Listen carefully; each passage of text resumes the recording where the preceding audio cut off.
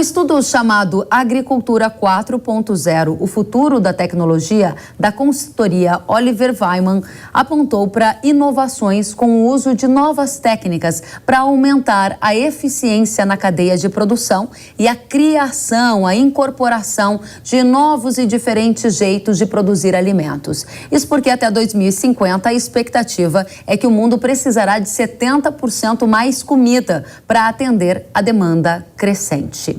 E tem mais. O estudo aponta que uma das técnicas na agricultura que deve ganhar força até 2050 é a hidroponia. Você já ouviu falar?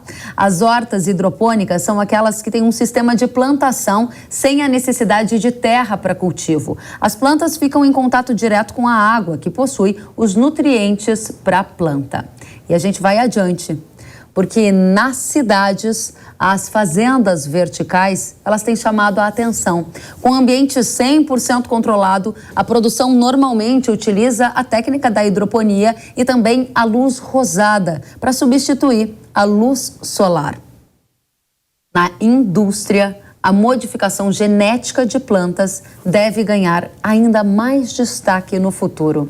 A tecnologia é usada para aumentar a produtividade da planta, criar resistência a condições climáticas adversas ou até mesmo a pragas. É algo muito importante para a gente continuar acompanhando.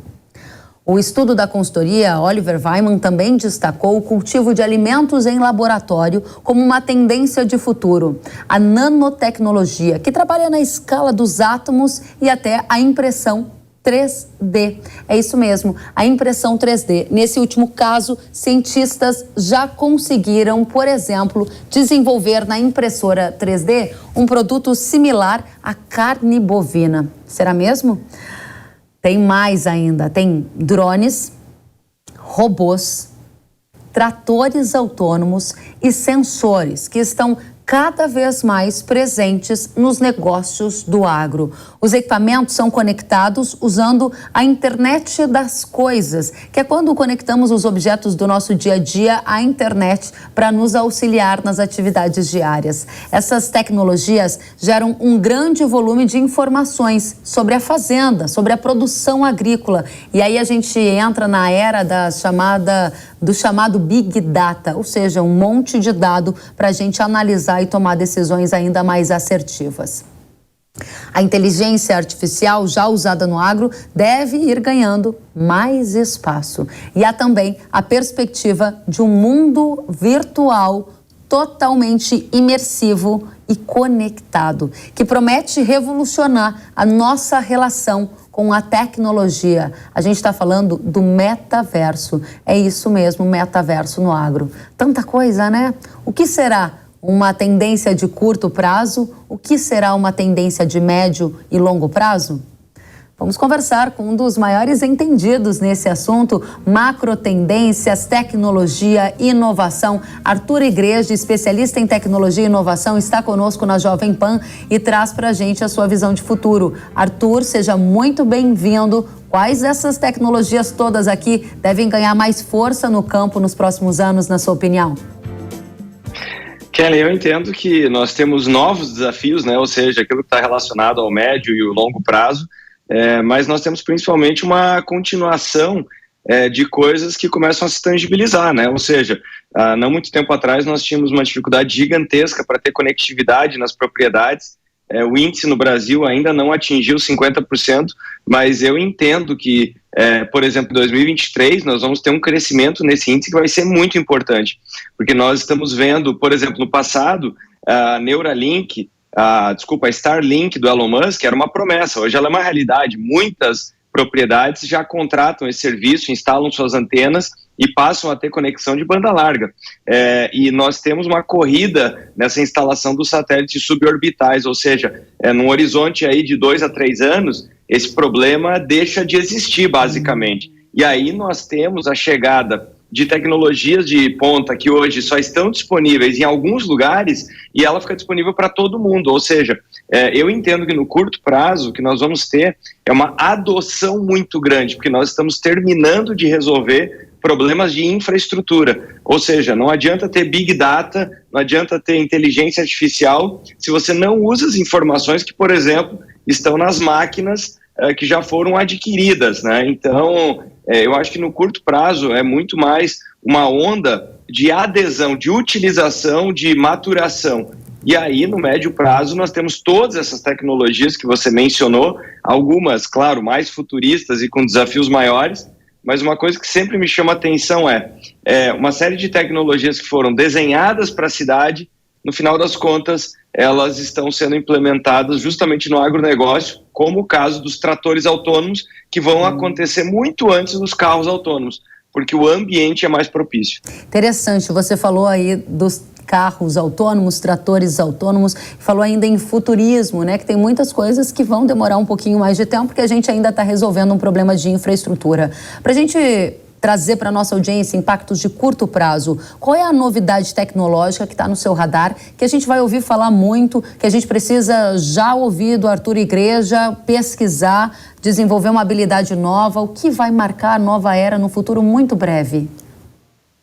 Eu acho que no curtíssimo prazo tem duas questões. A primeira delas é essa questão da conectividade, do 5G aliado aos satélites suborbitais. Então, isso vai desbloquear essa digitalização de fato, né? Ou seja, vai reduzir esse gap entre você ter os dados, coletar os dados e poder usá-los.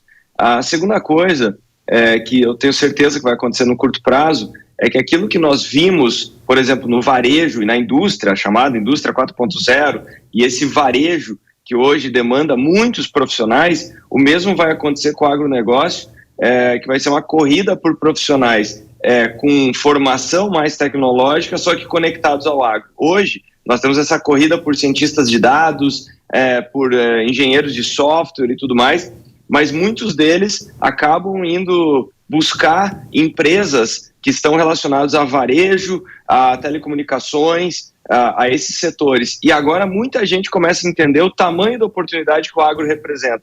Então o que acontece é que também as empresas da cadeia do agro, elas começam a se transformar mais e mais em software house, ou seja, empresas de tecnologia, e elas entram nessa corrida para atrair talentos.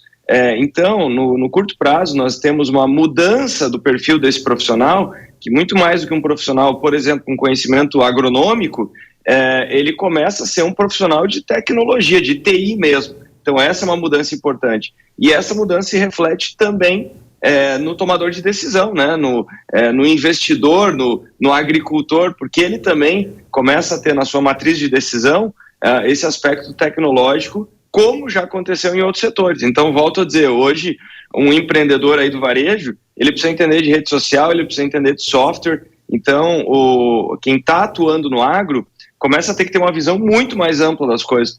Precisa dominar novas aptidões, novas variáveis que até um tempo atrás não eram realidade. Interessante, você falou aí de profissões do futuro, né? Cientistas de dados, engenheiro de softwares, disse que as empresas do agro estão se transformando em empresas tech para fazer parte dessa era da digitalização. E para a gente prestar um serviço à nossa audiência, como que faz para se preparar? Quem está nos ouvindo que é do agro ficou assim, nossa, se tem um monte de oportunidade, eu quero capturá-las. Qual é a principal habilidade que tem que ser desenvolvida? Onde se desenvolvem essas habilidades? Onde se aprende tudo isso, hein, Arthur?